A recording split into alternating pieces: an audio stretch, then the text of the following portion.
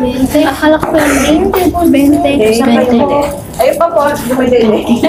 Bilis ang So dito nga, ibigay na yung wallet. Pagkabukas ko nga ng wallet, ay nagulat ako sa dami ng coins. Ganito pala ang bigayan. 20 pesos sa bata, 50 pesos naman sa mga dalaga na.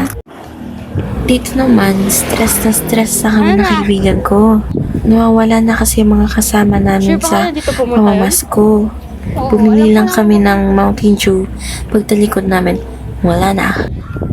Umabot nga din kami ng 30 minutes sa paglalakad at sa paghahanap sa kanila. Ay hindi halata pero taranta na yung kasama ko dyan. Papagalitan daw kasi.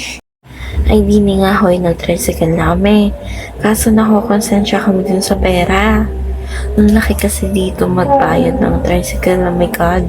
less than 100 na yung pera namin. O diba yung pinang pamasko namin, napunta sa tricycle, kakaloka. Dito naman, nahanap na namin. Nakita namin, namamasko dun sa isang gate. Kasi magtatambay lang dito para mag-wifi. Back to pamasko. Ngayon naman ay nasa tapat kami ng bahay. Kaninong bahay to? Sa Vice Mayor. Vice. Bahay ko to eh. Ay, si Bakla, nangarap. 2 hours naman kami naghintay sa Vice Mayor kasi ang dami ding pumupuntang mga iba't ibang pamilya. Dito, pinapasok na kami kasi nakonsensya na. 2 hours na kami doon.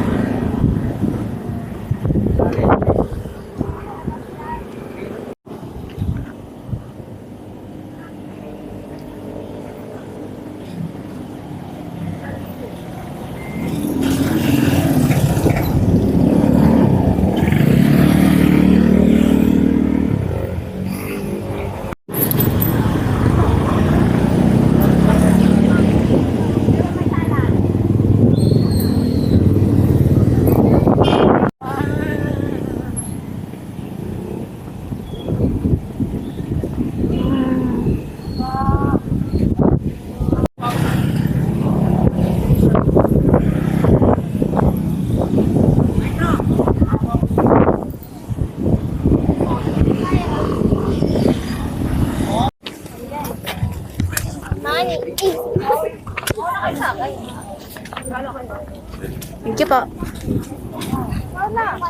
Ano, magkano na pera natin? 150 na akin. Ano? 150. Oh, yan ha. Baka may madaan ng patay.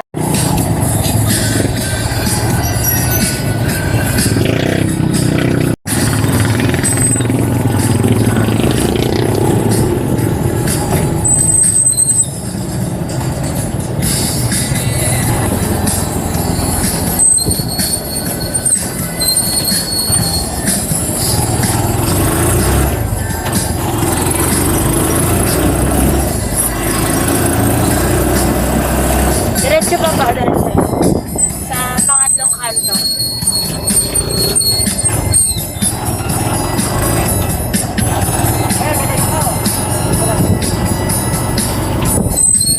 Pangalawang kanto pa. Diyan pa.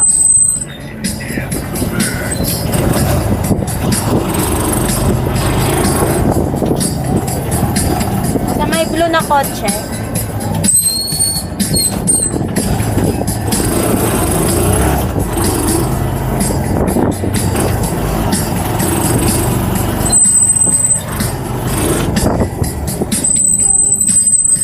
Magkano po?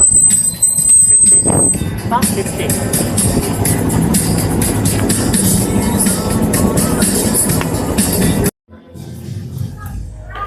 Ba, sakay nakadating. Ako, ito ko sa'yo. Nagkapera naman. Yes. Gano? Na 200 to kaso nagpamasahe ako. Saan ka nagsasakay? Tricycle.